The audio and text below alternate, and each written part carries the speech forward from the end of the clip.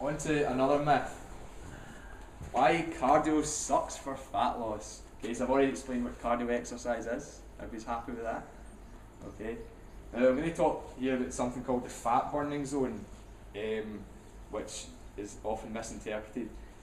So hands up, this is more applying to people who go to the gym, hands up who's been on to a cardiovascular machine, cross trainer, treadmill, and you saw this little button that you push and it talks about fat burning workout or fat burning zone, and you thought, yippee.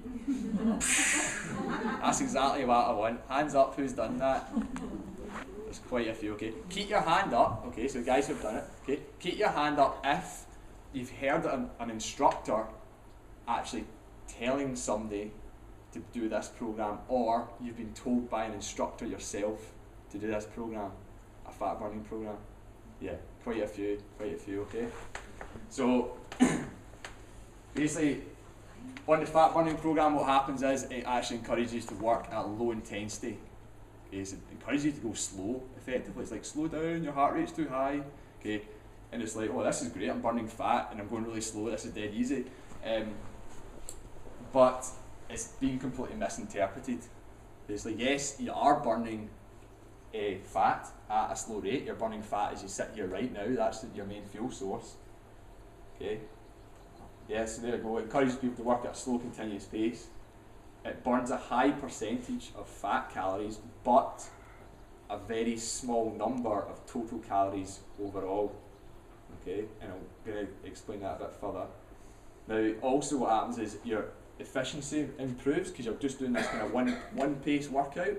Okay, your efficiency improves, you get fitter. So the fitter you become, then the less effort you have to put in, so you burn even less.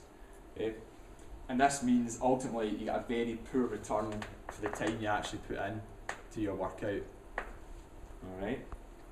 So just to show that a bit more, a recalculation. So if you go at snail's pace, your fat burning zone, and you burn 300 calories, let's say, and 50% of them have came from your fat stores. So yes, you've burnt 150 fat calories, but if you're prepared to work at higher intensity, okay, burning 600 calories, and okay, less of them are actually coming from your fat stores, 35%, but overall you're actually burning a higher number of fat calories.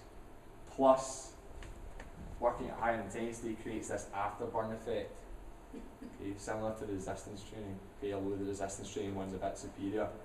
Okay, so it's all about kind of charging up your metabolism post-workout.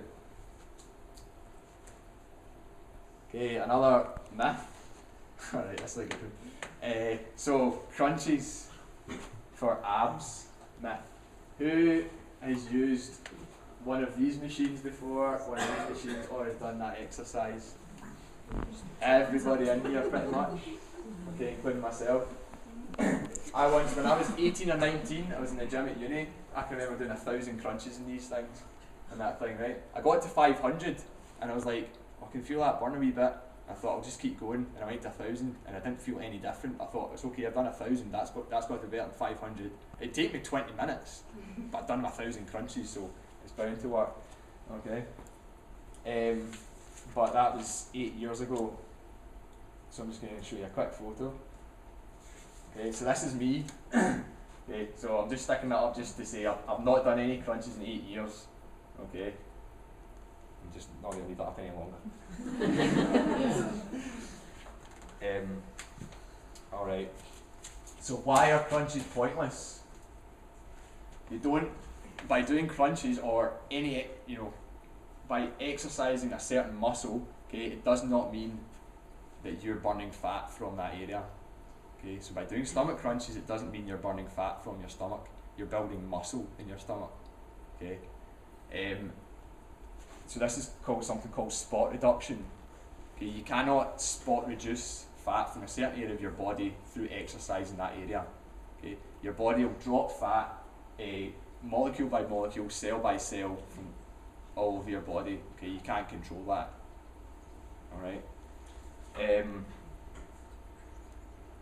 So I mean, if that was the case, that the people doing all the crunches are using those machines that I showed you, if that was the case, that they were the ones that were burning fat from their stomach, wouldn't they have the best abs? Okay, and that's probably not, no, it's not the case. What it does do, by doing all these crunches, it creates imbalance. Alright? So if you imagine if you imagine your pelvis, okay, is shaped like a bucket, it is shaped like a bucket. Alright? Okay, so if this is just the front, okay, and this is the back, so what happens is the front gets strong, okay, or stronger, and your back is weak. Alright, so imagine somebody pulling down on the front of your abs, okay, and the person at the back, or your back isn't strong enough to cope with that. Okay, so you end up with a tilted pelvis. Alright. In a slightly more extreme way, what can happen is your internal organs, or the viscera that surrounds your internal organs, presses up against your abdominal wall. Alright, so girls here, especially after you've children, you've got it's probably lower abdominal region, it's a big pain in the arse to get rid of. Alright, so this, by doing crunches and you think you're doing the right thing, you're actually just accentuating that bump, okay, by the viscera pushing against the abdominal wall. Alright, so not necessarily a good idea. Plus, back pain as well. Okay, lumbar lordosis, that's like a curvature in your lower back.